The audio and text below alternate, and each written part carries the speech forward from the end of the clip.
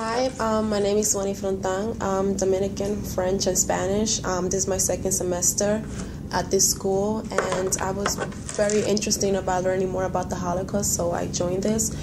I'm doing liberal arts and science right now, but I actually want to be a Spanish teacher in the future. Do you want to say your name? To introduce myself. Do I have to introduce myself? Yes. Don't be shy. That's the last thing I Hanne is not shy. You can find that out. No. My name is Hanne Liebmann. I was born in Germany. And, well, the young lady is going to tell my story. And I have been a volunteer here at the center probably for the last 20 plus years. Wow. Here we go. Okay. Go ahead. I'm going to tell the story about Hanne a little different. When I came into the room, I was really nervous because she seemed nervous, and every time I asked the questions that I was supposed to ask, she was just answer the question, then be really quiet. I'm like, oh my God, I'm scared. What am I going to do? But after hearing her story, the first thing I did when I went home, I called my mother because she told me about her mother. Even though they weren't like in the camps right away, they were in Germany. She lived in Germany, and they were just going to school like a normal thing. Then Hitler came to power, and then she started going into a Jewish school, and then she was friends with these people, and it was like nothing was happening. And then the police came into her house, and they took them to kind of like a concentration camp in France. And she said she was very lucky because in France they had like she said, they had a heart. They cared for them, and she was very surprised that these people that they didn't know them in another country were more willing to help them than their own people from her country. So a special agency came into the camp and took her and other children to live a life outside of the camp. And like many of the stories you guys told, the parents were really thinking about it, but some of them knew that if they didn't give up their child, they might not survive where they were. So she was given the privilege to come out, and she was living kind of like in this, how do I explain it? It was kind of, they were like other children there. It was just, do you want to explain?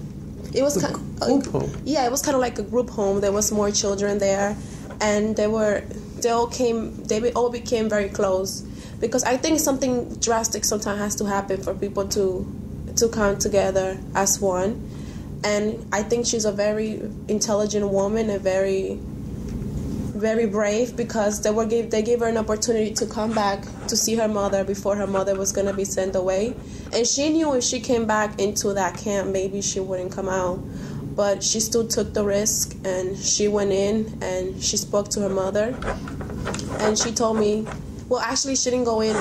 It was closed, but she saw her from the outside, and they were communicating from the distance. And she knew that might be the last time that she saw her mom. So it's really hard to picture, most of you, losing your parents. When I was interviewing her and I was trying to do my presentation, I wanted to do a video presentation, but it didn't work out.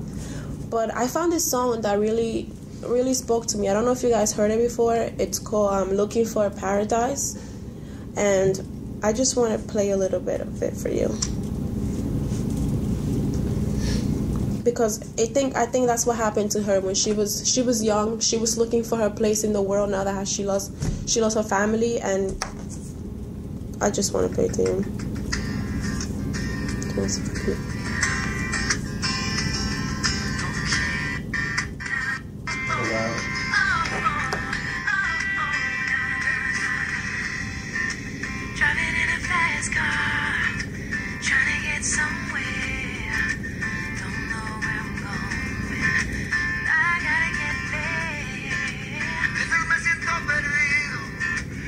It's in Spanglish. Sometimes he says he feels lost, and sometimes he looks at the sky.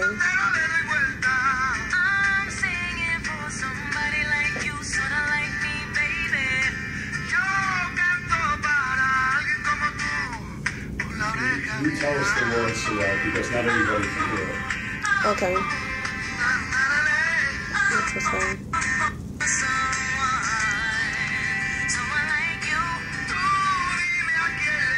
It's a song about, I'm going to pause it for a minute. It's a song about singing. Basically what he's saying in the song, they're in a car, they're driving, but they don't know where they're going. It's the same thing with most of the people who survived the Holocaust. They go into these other countries, they don't know where they're going. They just know they're looking for something, some peace of mind after everything that happened. I also recorded some of the things we spoke about.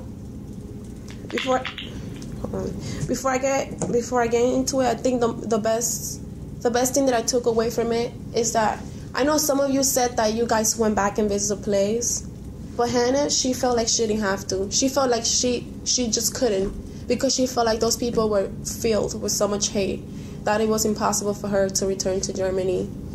She said she doesn't hate them. She said she doesn't resent them. And she also said that she doesn't think that there's a God, because if God was there, he wouldn't let that happen. And when kids, call her a Jew, when they scream at them, when they couldn't walk on the streets, she said she was angry. She wanted to yell back to them. It was this little phrase she said. What was the phrase when they tell you? What was the thing that they called you and you felt like telling them back when they called you a Jew? You said you were a Jew and you were... Oh, on my way to Switzerland? Yeah. You mean?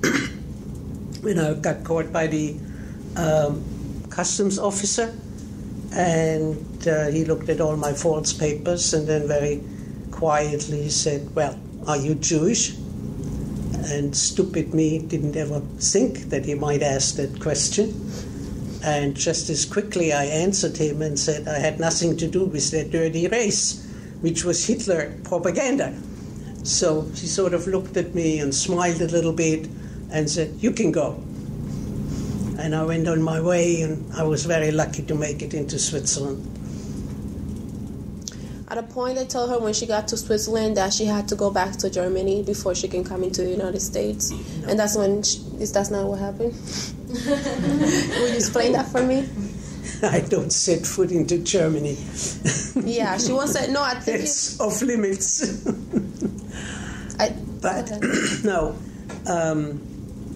I managed to get into Switzerland in March 1943. And I was in Switzerland till February 1948. Okay. And I came here with my husband and my 2-year-old daughter. Okay.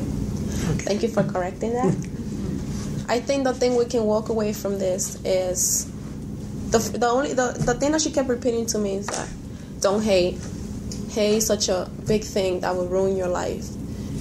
Most people said that what you would say just to keep remembering the Holocaust.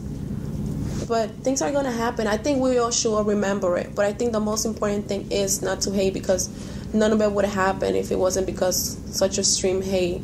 Because hate contaminates you. And I'm really happy that I was able to interview you. And I'm really glad that you don't have to hate in your heart for those people that did that to you. But instead you decided to walk away from that and just tell others not to hate, but to remember, be grateful, to love your family, and be respectful. Thank you. Okay, thank you both. Thank you.